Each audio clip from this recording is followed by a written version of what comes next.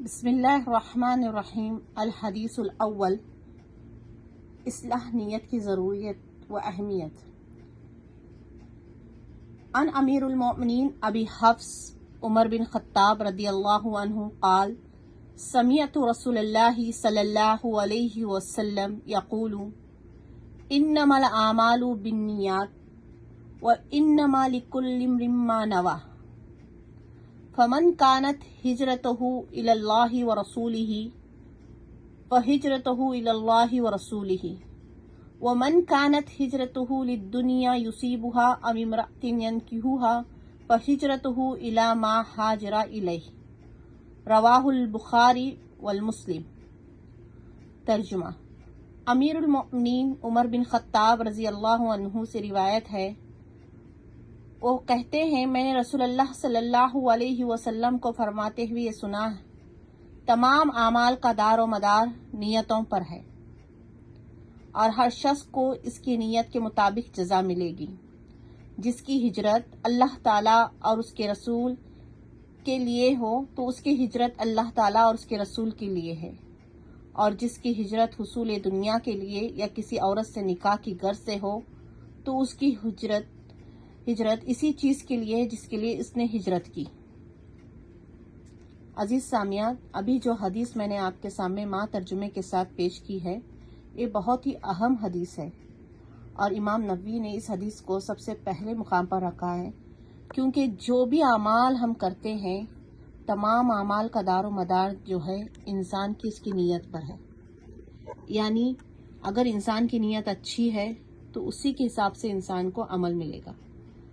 سب سے پہلے ہم مختصر سی تھوڑی سی روشنی ڈالتے ہیں عمر بن خطاب رضی اللہ عنہ کے بارے میں۔ آپ سب جانتے ہیں کہ یہ ہمارے دوسرے خلیفہ راشدین میں سے ہیں، اور ان کے بارے میں ایک مشہور حدیث جو ہے آپ صلی اللہ علیہ وسلم نے جو ان کے بارے میں فرمایا تھا، میں بس اس کو بیان کرتی ہوں کہ آپ صلی اللہ علیہ وسلم نے حضرت عمر رضی اللہ عنہ کے بارے میں فرمایا تھا، جس راستے پر عمر چلتے ہیں شیطان اسی راستے سے ہٹ جاتے ہیں، اور یہ صحیح بخاری میں موجود ہے۔ اب آئیے ہم حدیث کے پہلے ٹکڑے پر غور کرتے ہیں کہ یہاں پر اللہ کے رسول صلی اللہ علیہ وسلم فرما رہے ہیں کہ تمام اعمال کا دار و مدار انسان کی نیتوں پر ہے۔ یہ بالنیات جو ہے نیت کی جمع ہے، نیتوں پر ہے۔ نیت کہتے کسے ہیں؟ نیت اصل معنی ہے ارادے کا، یعنی جو بھی کام ہم کرنا چاہ رہے ہیں اس سے پہلے انسان کی فطرت ہے کہ وہ ارادہ کرتا ہے، ذہن میں سوچتا ہے کہ میں اس طرح سے کروں گا، کچھ پلاننگ اس طرح سے، مطلب نیت میں یہ کر رہا ہوں انشاءاللہ۔ تو اس کام کو، اس ارادے کو، اس چیز کو جو عمل کرنے والا ہے، جو فعل وہ کرنے والا ہے، اس چیز کو ہم نیت کہتے ہیں۔ اور یہاں پر نیت کا بتا کر فوراً ہی دوسری چیز یہ کہی ہے، ہجرت سے اس کی مثال دی ہے، کیونکہ ہم سب جانتے ہیں کہ ہجرت ایک کتنا بڑا عمل ہے۔ اللہ کے رسول کی حدیث کا مفہوم ہے جہاں پر آپ صلی اللہ علیہ وسلم نے فرمایا کہ ہجرت کرنے سے انسان کے سابقہ زندگی کے تمام گناہ بخش دیے جاتے ہیں۔ یعنی ظاہر سے بات ہے، اللہ کی خاطر، دین کی خاطر، اپنے وطن کو چھوڑ کر، اپنی چیزوں کو چھوڑ کر دارالسلام یعنی اسلام کی خاطر، اسلام کی طرف ہجرت کر جانا ایک بہت بڑی چیز ہے۔ لیکن اتنی بڑی چیز بھی اگر انسان کی نیت صاف نہیں ہے، وہ دنیا کے دکھاوے کے لیے کرنا چاہ رہا ہے، یا وہ یہاں سے اس کنٹری سے چھوڑ کر دوسری جگہ جا رہا ہے تو وہ اس لیے جا رہا ہے کہ وہاں پر وہ دنیا کمائے یا کسی عورت سے نکاح کرے، تو وہ ہجرت اس کی اللہ اور اللہ کے رسول کے لیے نہیں ہوگی، بلکہ وہ اس کی دنیا کے لیے ہی ہوگی۔ یعنی اتنی اہم چیز کو بھی بتایا جا رہا ہے کہ اتنی چیز کر رہا ہے، لیکن اگر اس میں اس کی نیت نہیں ہے ایسی چیز میں بھی، تو وہ کام اس کا دنیا کے لیے ہی ہے۔ یعنی نیک کام کا محض اللہ تعالیٰ کی رضا کے لیے کیا جانا اس قدر ضروری ہے، کیونکہ انسان تبھی اس کا اجر پا سکتا ہے۔ نیت کی اہمیت ہمیں اس قدر کرنی چاہیے، اس کی اہمیت کا اس سے پتہ چلتا ہے کہ اس کے بغیر ہمارا کوئی بھی عمل قبول نہیں ہوتا، کوئی بھی عمل ہمارا قبول نہیں ہوتا۔ اور ہر چیز ہمیں جو بھی کریں، ہم چھوٹی سے چھوٹی چیز کرو یا بڑی سے بڑی چیز کرو، ہماری نیت خالص اس میں یہ ہونا چاہیے، دنیا کا کوئی مفاد نہیں، دنیا کی شہرت نہیں، دنیا کی نیک نامی نہیں، دنیا کے میں لوگوں کی خوشنودگی نہیں، بس ہمیں چاہیے کہ ہم اللہ تعالیٰ کی رضا بجا لائیں، ہمیں اللہ تعالیٰ کی خوشنودی حاصل ہو، ہمیں دنیا کی لالچ، غرض اور کسی طرح کی شہرت سے کوئی ہمیں مطالبہ نہ ہو. اسی لیے اگر انسان کسی ایک نیک کام کا صرف نیت کرتا ہے تو اس پر اسے وہیں ایک اجر میں لکھ دیا جاتا ہے. اتنی بڑی اہمیت ہے. ایک حدیث کے مفہوم کے ساتھ میں اس حدیث کو اور زیادہ واضح کرنا چاہوں گی کہ آپ سب جانتے ہیں کہ اس دن قیامت کے دن 3 اشخاص کو پیش کیا جائے گا.